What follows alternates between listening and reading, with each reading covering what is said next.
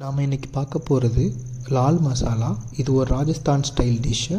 இதுக்கு 1/2 kg சிக்கனில் 1/2 lemon, 1 spoon மிளகாத்தூள், 1 ஸ்பூன் மல்லித்தூள், 1 ஸ்பூன் சிக்கன் மசாலா, 1/4 ஸ்பூன் மஞ்சள் தூள், 2 ஸ்பூன் தயிர், 1/4 ஸ்பூன் உப்பு சேர்த்து நல்லா மிக்ஸ் பண்ணி வச்சுக்கோங்க. நான் இதுக்கப்புறம் உப்பு சேர்க்க மாட்டேன்.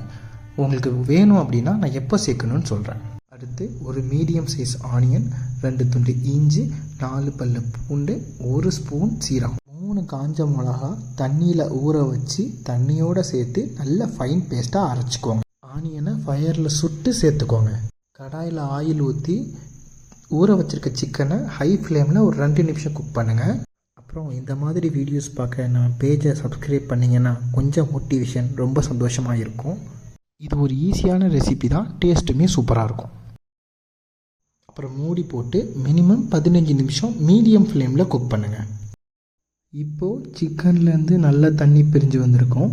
இந்த ஸ்டேஜில் நம்ம அரைச்சி வச்சுருக்க பேஸ்ட்டு கொஞ்சமாக தண்ணி சேர்த்து அடுப்பை ஹை ஃப்ளேமில் ஒரு 4லேருந்து ஒரு 5 நிமிஷத்துக்கு குக் பண்ணுங்கள்.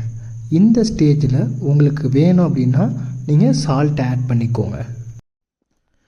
இப்போது கொஞ்சமாக கருவேப்பிலை சேர்த்து அடுப்பை மீடியம் ஃப்ளேமில் வச்சு ஒரு 10லேருந்து 15 நிமிஷம் குக் பண்ணுங்கள். என்னோடய சிக்கன் பீஸ் பெருசாக இருக்கிறதுனால நான் 15 நிமிஷம் குக் பண்ணேன். உங்களோட சிக்கன் பீஸுக்கு ஏற்ற மாதிரி நீங்கள் குக் பண்ணுங்கள். மினிமம் 10லேருந்து 15 நிமிஷம். இப்போ சிக்கன் குக் ஆயிடுச்சு. இந்த ஸ்டேஜில் கொஞ்சமாக மல்லி இலை தூவி சர்வ் பண்ணிங்க அப்படின்னா மாஸான லால் மசாலா ரெடி. இதை நீங்கள் சப்பாத்தி, நான் அண்ட் ரைஸுக்கு சைட் டிஷ்ஷாக வச்சு சாப்பிடலாம். நான் சாம்பிள் பார்த்தேன், உண்மையிலே நல்லா இருந்துச்சு. என்னால் எல்லா டேஸ்ட்டுமே ஃபீல் பண்ண முடிஞ்சிச்சு. கருவேப்பிலையோட டேஸ்ட்டு, அந்த மசாலா டேஸ்ட்டு எல்லாமே ஃபீல் பண்ண முடிஞ்சிச்சு. நீங்களும் இதோட இன்க்ரீடியன்ட்ஸ் எதுவுமே சேஞ்ச் பண்ணாமல் நீங்கள் ட்ரை பண்ணி பாருங்கள், உங்களுக்குமே அதே மாதிரி வரும்.